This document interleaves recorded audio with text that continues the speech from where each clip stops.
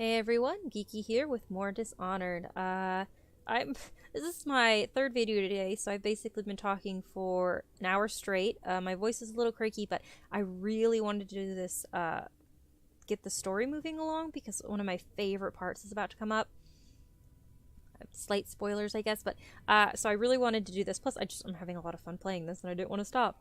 Last time we explored some more, we met the Loyalists, the Admiral, the asshole noble, and I've played this game like 3 times now, and I am still have to pause and think of their names. We'll just call them the Admiral, the asshole noble, Piero the scientist, Samuel the fisherman. You guys probably don't need to list this all off, but and then several servants. I would feel bad about not remembering their names very well, but I don't remember anyone's names well, so. Welcome to my world of not remembering jack shit about people's names. Seriously, I'm really bad with names. Just super, super bad. This is your room.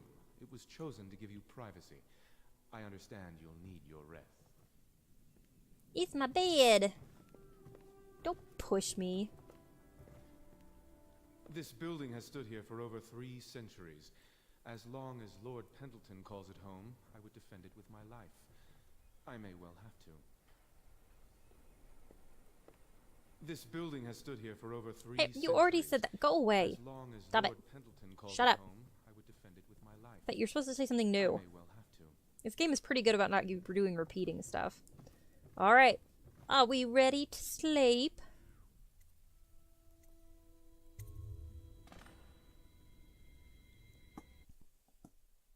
I miss sleep. I don't get as much sleep as I used to because Mars now gets up an hour earlier, and I miss sleep. I miss sleeping in. Anyway, so somewhere else.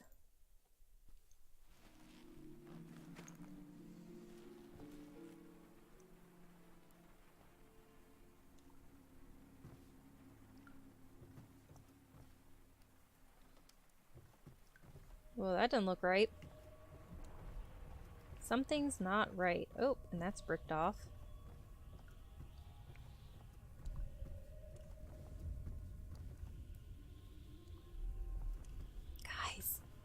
Guys, I don't think I'm in Kansas anymore.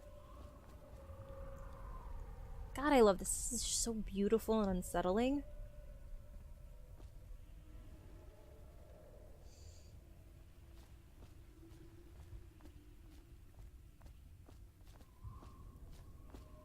There's a boat.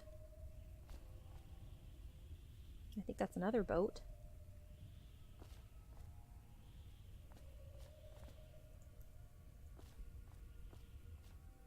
Strange gravity. What the fuck is that even supposed to mean? Oop. Hello, Corvo. Your life has taken a turn, has it not? The Empress is dead. Her precious daughter Emily is lost somewhere in the city, and you will play a pivotal role in the days to come. For this I have chosen you and drawn you into the void. I am the outsider, and this is my mark. There are forces in the world and beyond the world, great forces that men call magic, and now these forces will serve your will. Use this newfound power. My gift to you. Come find me. So that's the outsider. Power blink. I'll show you. You guys don't need to. I know how it works. You guys don't need to. If I fall and die, I'm gonna fucking crack up at myself. That's the outsider. I fucking love the lore in this game. One of the things I especially love is the religion and spirituality in this of this world. I think it's fucking fascinating. It's one of the reasons I was super invested in Doc, who some of you may know and some of you may not know, but is a friend of mine who's a Patreon, and she plays games on it. And it's one of the reasons I think she might actually really enjoy it, because I think it's so interesting. It's so fascinating. I've never seen it done like this. Alright, so this is Blink, and it allows me to do that. Oh. I've forgotten her name. Jessamine. I told you I'm bad with names. I played this game three times now, and I still can't fucking remember jack shit.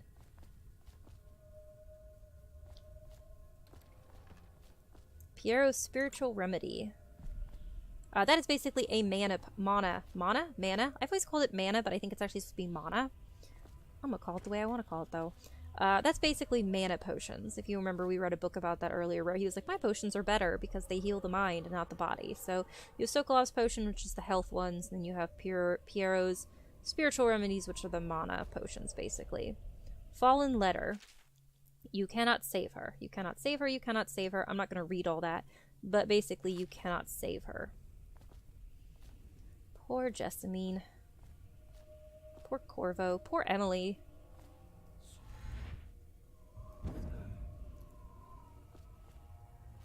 Real quick note about the way mana works in this game, so you'll have a brief understanding of it. Basically, mana always recharges, as long as you don't do it one after the other.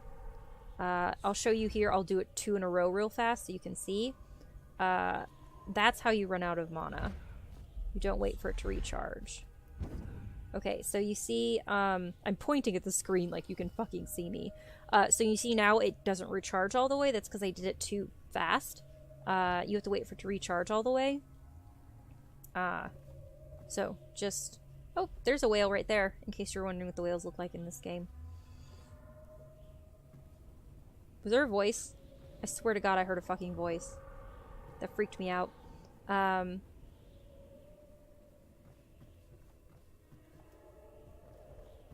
But... Well, if you're gonna have something like this, make it so there's something back there. I hate that in games when, like, there will be places to explore, but there's nothing extra for those places. Like, if I'm going through the trouble of fucking exploring, reward me for it, you assholes, or don't make those places in the first place. River crust, whale oil, fish, black crab, Emily's letter. Corvo, I am very sad. They say that you're dead like mother, but I'm going to put this note in a bottle and throw it into the river because I do not believe them. Living here is very strange. I do not like it, so please come for me if you can. Aw, sweetie. I am coming for you as fast as possible while also exploring the world. So, probably not as fast as you would like. But, I'm coming for you. Don't worry, sweetie. Poor Emily. I'm definitely one of those people who's a soft spot for kids, so... Okay. This right here will allow me to climb up. Doo-doo.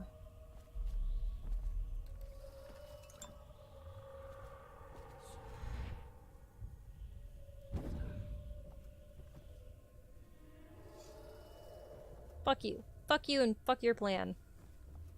Jackass. Dunwall, Bastilian, Sargentino, Calero.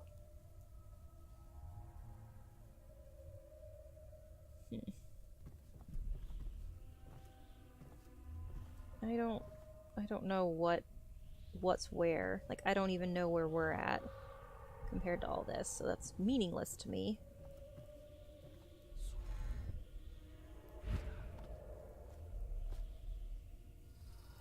Isn't it beautiful? Oh, there's a bigger picture of the whale, if you guys are interested.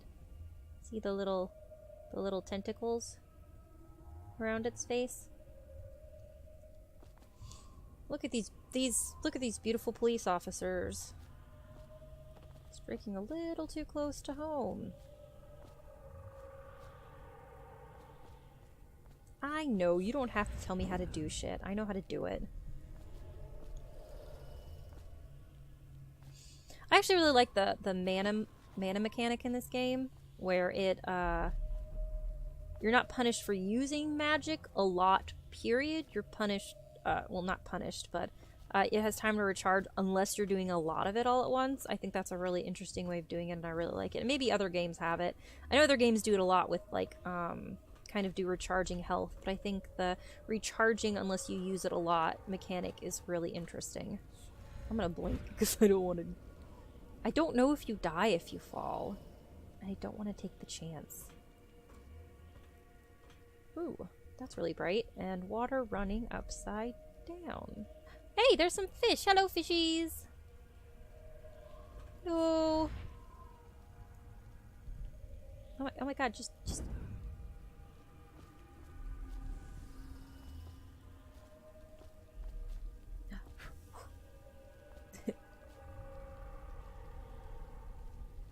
But I love this whole landscape. I think it's just so interesting. Very eerie. In the days that follow, your trials will be great, Corvo.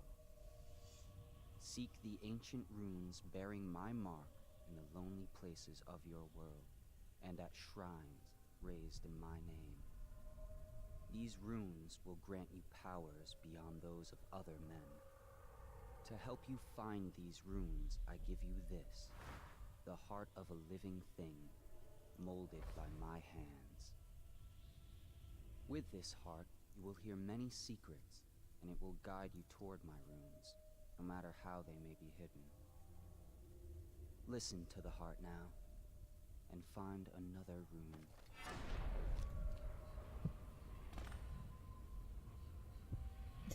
I feel like I should have warned you about the fucking beating heart I'm holding in my hand, but, basically the heart, will whisper secrets to you about people and areas, and, will help you locate bone charms or rooms even through walls. So, see the light glowing and it starts beating? That and there's a fucking thing on the map.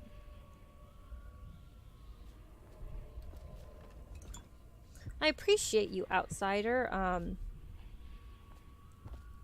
making it so that your entire world was filled with things that would heal my mana.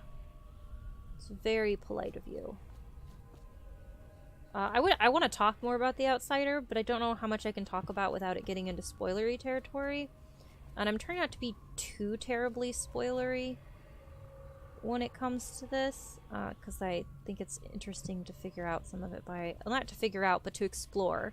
Because there's nothing really to figure out, I would say, but there is a lot to explore. Haha! You are mine now. But I think there's a lot to explore, and I don't want to take the exploration away from you. But believe me, I have a fucking lot to say about the goddamn outsider. Pun not really intended, but kind of? Oh. This place is the end of She all talks. things, and the beginning. That's the heart. BTW. All of time is meaningless here. Neither seconds nor centuries. Someday this place will devour all the lights in the sky. The one who walks here is all things, cradle songs of comfort and bones gnawed by teeth.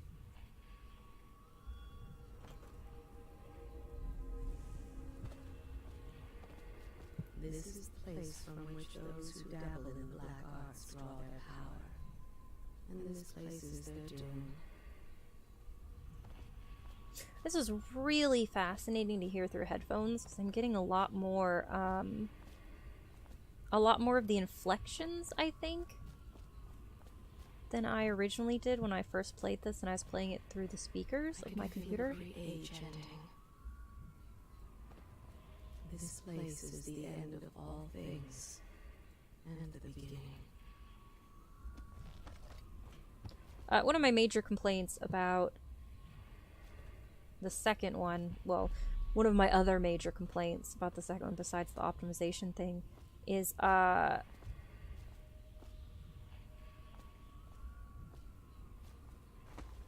you get something similar to this, in the second one. All of time is meaningless here. Neither seconds nor centuries. But they get real fucking lazy, and this one, whee! Oh shit, that scared me. I forgot he does that if he falls from a great height.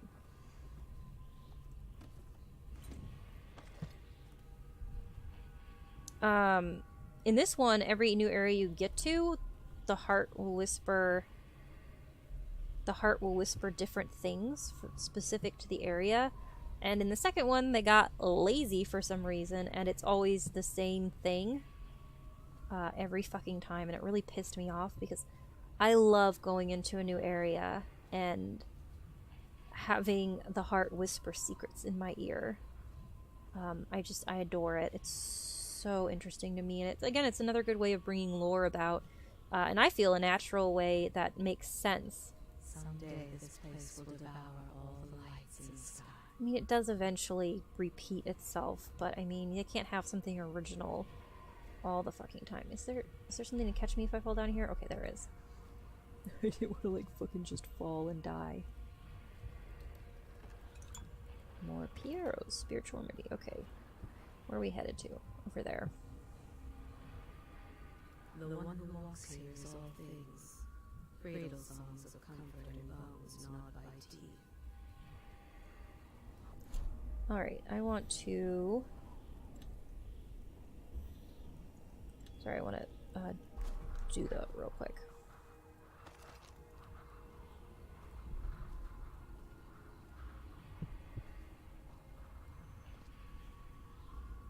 I just did that.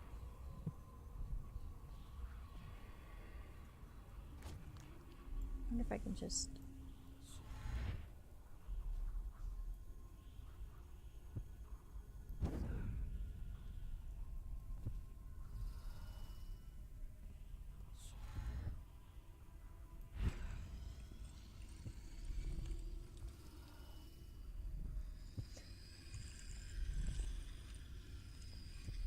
one of the things I really like is this little touch they added, where the runes make this really unsettling, I don't know if you guys can hear it, this really unsettling sound.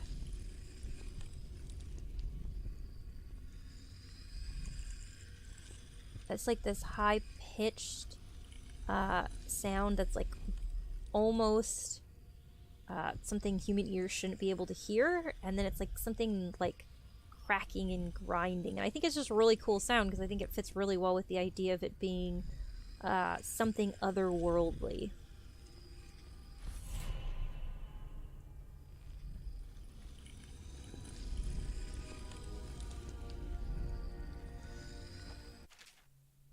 Runes and acquiring powers. Runes basically make it so I can upgrade powers and acquire new ones. So this is the menu. I of course have preferences for, of course, which I prefer to see. Let's see. Dark vision is one of my favorites. It basically scooch around. Basically, you start off seeing in the dark and seeing people where they are, through walls included. And you can also, and then eventually you can see useful objects and securities. You upgrade it. So that's one of my favorites because it makes exploring a lot easier and faster. Upgrading Blink means I can travel longer distances. Possession, which I don't think I've ever really played with that one, so it's probably not one I'll play with here. Basically allows you to control animals, and then once you upgrade it, control humans. It uses a lot of mana, and it's only for a limited amount of time. Bend time I think I've used in the past, but again, it uses a lot of mana. It's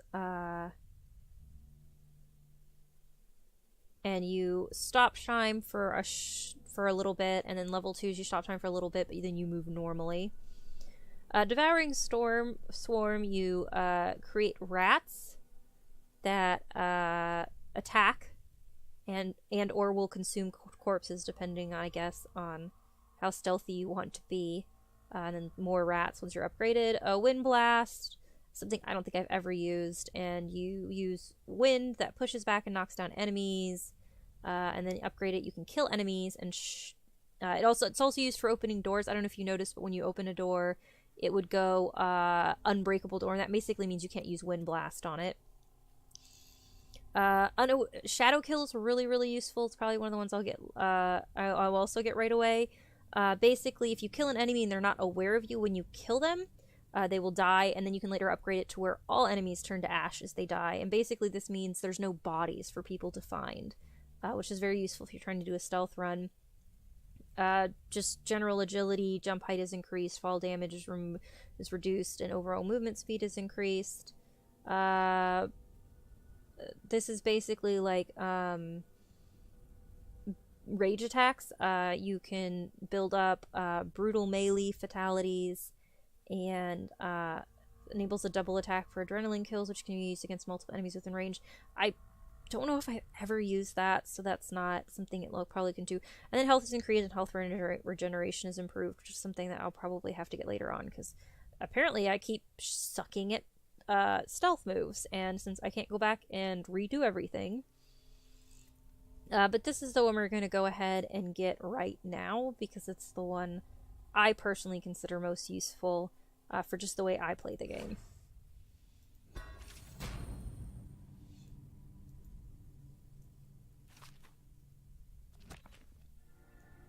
How you use what I have given you falls upon you, as it has to the others before you. And now I return you to your world, but know that I will be watching with great interest.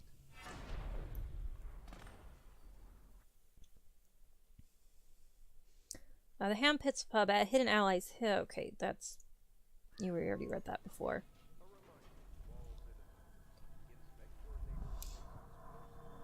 It wasn't a dream.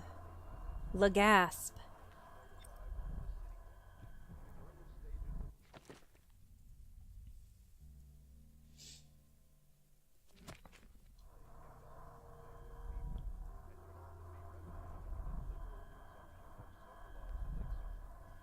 Can you hear it? You can hear these things happening.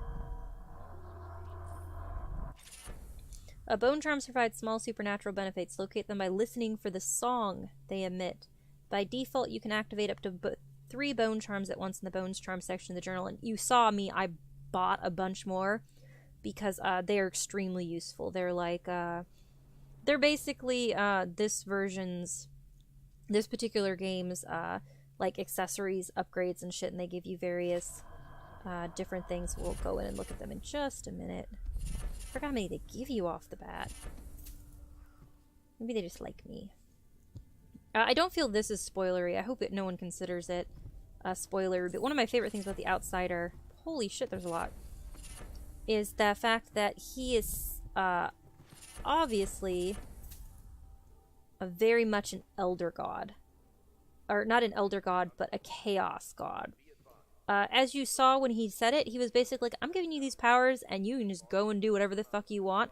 I just want to see what fucking happens. And I'm so fascinated by gods like that. And I don't think they're generally done very well in popular media, because they generally are shown as evil in general.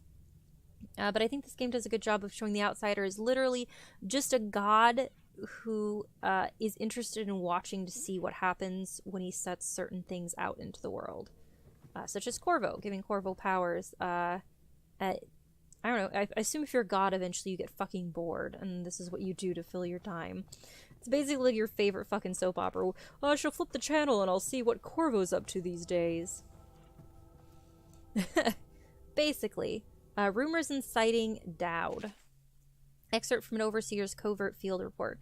For over a year I have lived away from the abbey without the company of my overseer brethren or the guidance of the blind sisters of the oracular order. Days have passed with me sleeping in the dens of cut-purses, murderers, or worse, and the nights have seen me prowling through the worst alleys and wretched corners of Dunwall.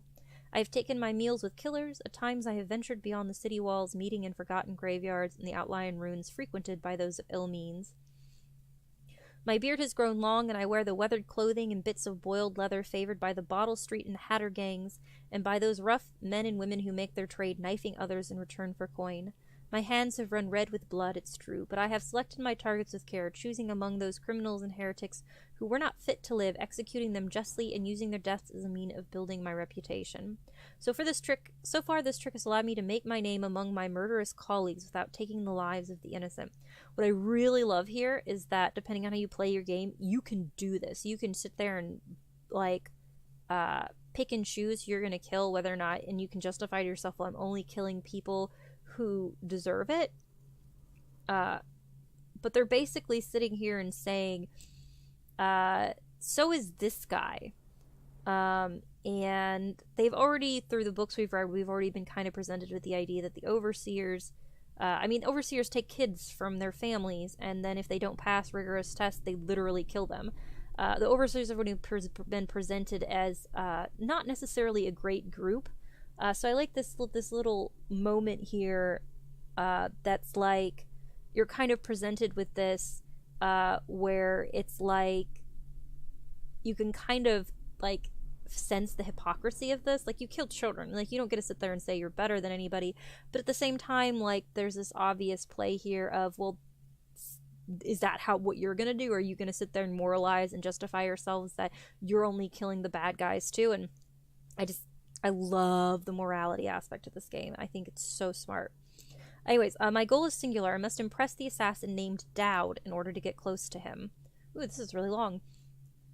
Of all the practitioners of black magic we have tracked, none concern the Abbey as much as Dowd. It is often said that his mother was a witch from one of the archipelagos off the Pandician coast, taken captive by pirates venturing far from the Isles. According to legend, typo, by the time the ship returned, the captain was dead and the witch controlled the crew, with Dowd still a shadow in her belly. The earliest stories tell of a gang killer without mercy, moving among the shopkeepers and city watch officers of Dunwall like a reaper through wheat. Then a period of silence followed, years, and we now believe he spent traveling the Isles, studying anatomy and the occult in the great halls of learning, and in hidden basements frequented by fellow dabblers in the forbidden arts. Dowd is even purported to have spent a winter in the Academy of Natural Philosophy itself, and for a time, before a schism developed, he counted the Brigamore witches among his allies. All the while he honed his craft, and it is during this time that we believe he began to consort with the outsider. New reports emerged of a dusty-skinned assassin paid by the elite to eliminate their rivals in Dunwall and the other major cities across the Isles. Those who saw him and live numbered in a handful, but all of them reported something strange. He appeared and vanished like smoke. From a nearby rooftop he gestured, and a noble woman summoned from her balcony, falling to her doom on the cobblestones below. Most recently, as this new threat of plague has risen in Dunwall, Dowd has been seen leading a group of men in dark leather, dressed as factory whalers in their vapor masks. They seem loyal beyond comprehension for one so unworthy, leading me to wonder if some of his magic is dedicating to lulling their minds, enslaving them. Only a month ago, one girl claims to have come upon a strange scene. Carrying a bottle of milk home to her crippled brother, she was taking a shortcut through the tailor's district. In a narrow street, she passed beneath a window and heard unusual sounds from within. Pushing aside the ratty curtain, the girl saw into an abandoned apartment used by miscreants for gambling and trading haberweed. An occult shrine had been erected against the far wall, which she recognized from the teachings given by her local overseer. A man she described as resembling Dowd was kneeling before the shrine, muttering to an unseen spirit as if in argument. He took a carving made of pale bone from the altar before him, and the lights all went out in a gush of unclean wind. Quiet as a field mouse, she slipped away, running until she reached her home. There can be no doubt. Dowd is an agent of the outsider and must die, for there is no limit to the evil this man might do. This is my solemn oath and the great purpose of my life. Until Dowd is dead and his corruption has been purged from the world, I will continue to move among the depraved, winding my way toward him. I will not drop my guise or don my overseer's mask again until Dowd breathes no more. Field survey notes, the royal spy. I think we'll finish reading up in here, and then I think we will quit for the time, which my throat, I don't know if you can tell my throat's getting a bit raspy, so that's probably a good idea. Excerpt from the personal memoirs of Hiram, apparently, Burroughs, dated several years earlier. This is the 4th day, month of cold. Progress continues on the suppression of gang activity in the distillery district, but more slowly than I expected. The ruffians operating there have been cunning, I'll grant them that, but it's only a matter of time. I'll see their leaders flogged in public and sent beneath the royal executioner's blade. If I had my way, that mute bastard would be working night and day, removing the heads that need removing. Internally, the Empress did not seem pleased with my investigations. It seems that it is beyond her thinking, against her very nature as a trusting person, to believe that traitors move among us, but I know they do. They must. Yeah. Fucking you jackass. No, Jessamine would rather spend her time with the Royal Protector. At least he's likely to stop any immediate threat to her safety, but a strong arm is not what's needed against those who would undermine us. How will Corvo's sword stop a poisoned wine glass or an explosive delivered by courier? It will not. There are many threats around us, threats requiring meticulous efforts to police. Young Lady Emily is undisciplined, I'm afraid. Here within Dunwall Tower she receives instruction from the finest tutor knows in the Isles. Yet her mother spoils her, and she spends most of her time lost in imagination, wasting her time drawing, or asking Corvo to teach her to fight with wooden sticks. The girl might rule the Empire someday. Every moment spent at play is a moment wasted. Shoring up security for the main gate leading into Dunwall Tower has been yet another pet project of late. To think that back in his day, Emperor Caldwin left it open to the public during the day, allowing anyone to come and go as they pleased. Sorry, I realized my ringer was still on my phone. I'm turning it off real quick. Realized to come and go as they pleased. If it were up to me, I'd seal off access to the streets entirely, but the Empress won't hear of it. The water lock is much easier to protect, and if it were the only way in the tower, traffic in and out would be greatly reduced. Someday the wrong person is going to slip in and will suffer for it, mark my words. No amount of security is excessive when it comes to protecting heads of state. The Empress also disapproves of my plans for the Sokolov devices. Sokolov himself has no interest in security, of course, but he's vain and therefore keen to see his inventions deployed in any fashion. This wall of light he's been tinkering with has promise. In any case, at least I was able to convince the Empress to upgrade the pistols carried by the officers of the watch. Why do I worry so when no one seems to care? If I ever fall asleep, will it all sink into the ocean? Will the rough things clamber over the walls and fill themselves on our flesh? This is what I see in the same dream several times each month. If only I had more say in things, more authority, I could protect us all. Perhaps I have been working too hard. Dinner and an evening of conversation with a certain lady of refinement might be in order, perhaps somewhere nice in the estate district. Signed, Hiram Burroughs, Royal Spy Master. I keep trying to say Hiram.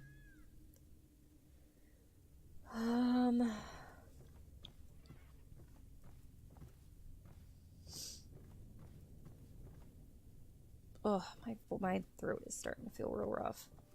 Only 2 more books, though.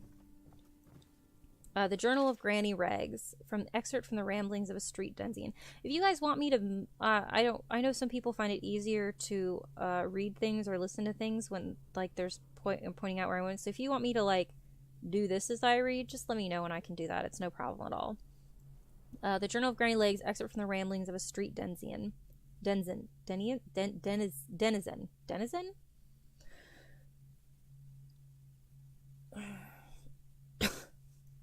Sorry, hold on.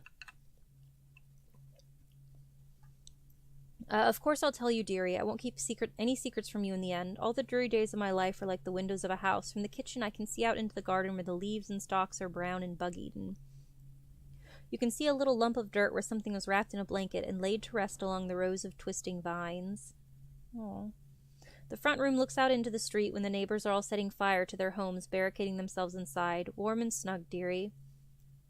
Don't forget about the bedroom either. It sees into a dreary alley where hooligans are playing a game with an old man. The first 2 are hitting him with sticks, and the girl with them is kicking at his dry old ribs. Oh, to have those bones, to boil them in a pot. No one lives in my house anymore, dearie. No one you'd want to meet. When I lived there with my husband, we were fine, fine people. Vera more, everyone would say. Your house is as grand as Boyle Manor. Better even. Your dinners are lavish, and your parties are the best. When that young Sokolov came to paint my portrait, I was nearly still in my prime. Radiant, he said, and he was just barely a man, so young, painting all the best people across the land. Everyone wanted a portrait by his hand, all my friends. I was the only one, dearie, wet with his paint, glistening on the canvas for a pretty coin. But it wasn't all parties and paintings. My husband and I weren't always at home, no. We traveled together, he and I, to the far ends of the Isles, beyond even, all the way to the red cliffs of Pandysia, to dig in the rock and crawl through the caves, holding up candles and squinting at the walls.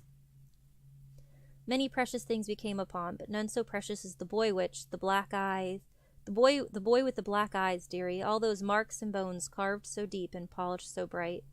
Well, baby girl is awake, so I'm going to quit actually after this book, and we'll read the other book when we come back.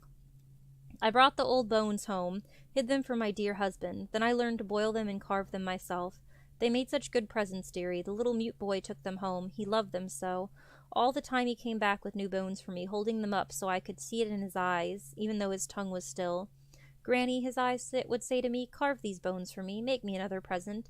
And he went so far, all the way to Dunwall Tower, the royal headsman himself now, my little mute boy and his shiny, shiny sword. Oh, okay.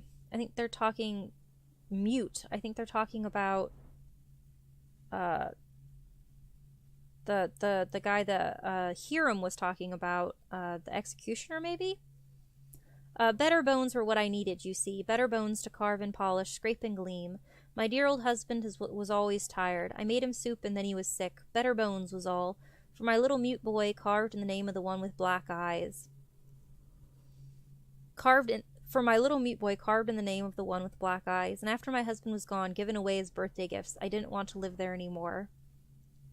So now I'm old and I don't have many to give my presents to. It's sifting through the garbage for granny rags and feeding the little birdies that gather at my feet.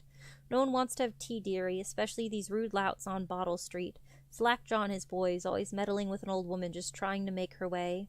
In the end, we'll be together with him, you and me in the dreary night with stars above and below, and always the one with the black eyes, dearie. I don't know if you noticed, but black eyes is what the outsider has. He has completely... If this is really short, I'll go ahead and read it, but I don't think it is. No, it was very long. Alright, well, I guess that's where we'll end it there. We'll come back and read about the early life and criminal record of Slackjaw, and we'll also equip the bone charms when we come back.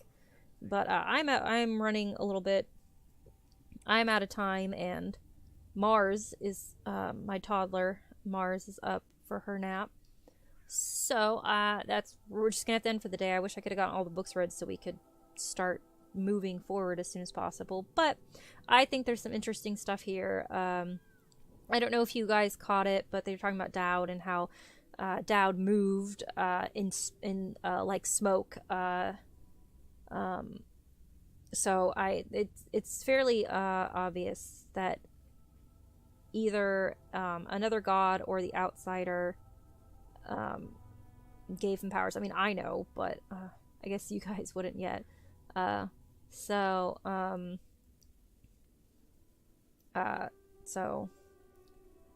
yeah. But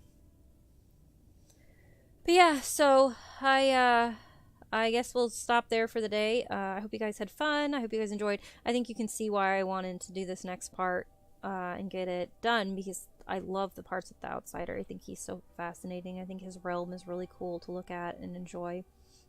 I hope you guys enjoyed it as much as I did. I hope you guys are intrigued like I was when I first started playing. And I hope you guys enjoyed. So it was super fun for me. It was super fun for you too. And I will see you next time. Bye!